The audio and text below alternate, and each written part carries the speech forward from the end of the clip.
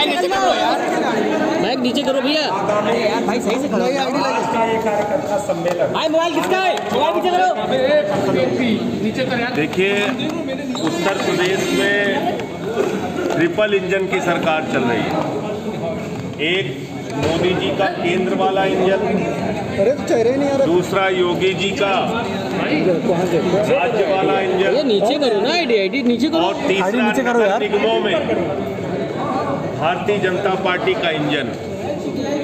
तो triple engine की सरकार उत्तर प्रदेश में चल रही है। हर मोर्चे पर ये सरकार फेल हुई है।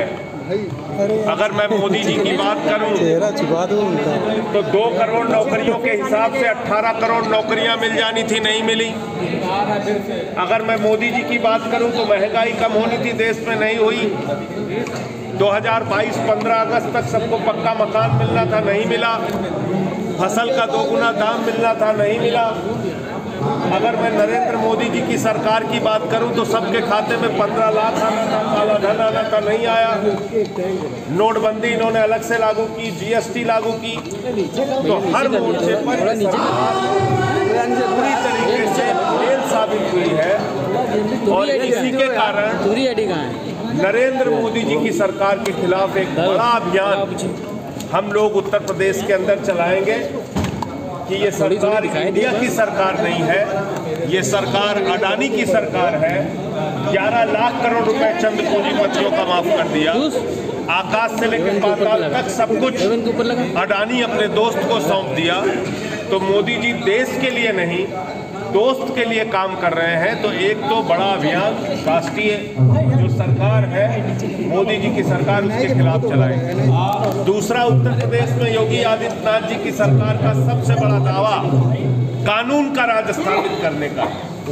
आप बताइए, बस्ती के अंदर जिस तरीके से एक पत्नी का गैंग रेप उसके पति के सामने किया गया, पति पत्नी दोनों जहर खा के मर जाते हैं, ये उत्तर प्रदेश की कानून व्यवस्था बताने के लिए मैं समझता हूँ कि एक खुली तस्वीर की तरह सामने है कि क्या हालत है उत्तर प्रदेश में। मेरे गृह जनपद सुल्तानपुर के अंदर एक डॉक्टर की हत्या कर दी जाती है, पीट के हत्या की जाती है, यहाँ तक कि निर्ममता से ड्रिल करके उसको मारा जाता है। तो आप समझ सकते हैं किस तरीके की कानून व्यवस्था उत्तर प्रदेश में है। आज जब मैं आ रहा था तो मैंने देखा बरेली के अंदर भाई बहन के ऊपर एसिड अटैक हो रहा है। तो इसलिए कानून व्यवस्था की सबसे बड़ी बात योगी आदित्यनाथ जी ने की थी।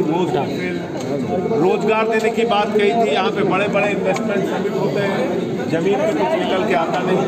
तो इन तमाम मुद्दों को लेकर आने वाले दिनों में हम लोग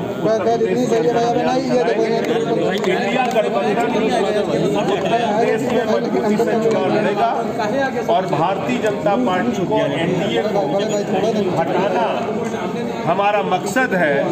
क्योंकि जो एनडीए है उसका मतलब है न्यू डीलर ऑफ अडानी।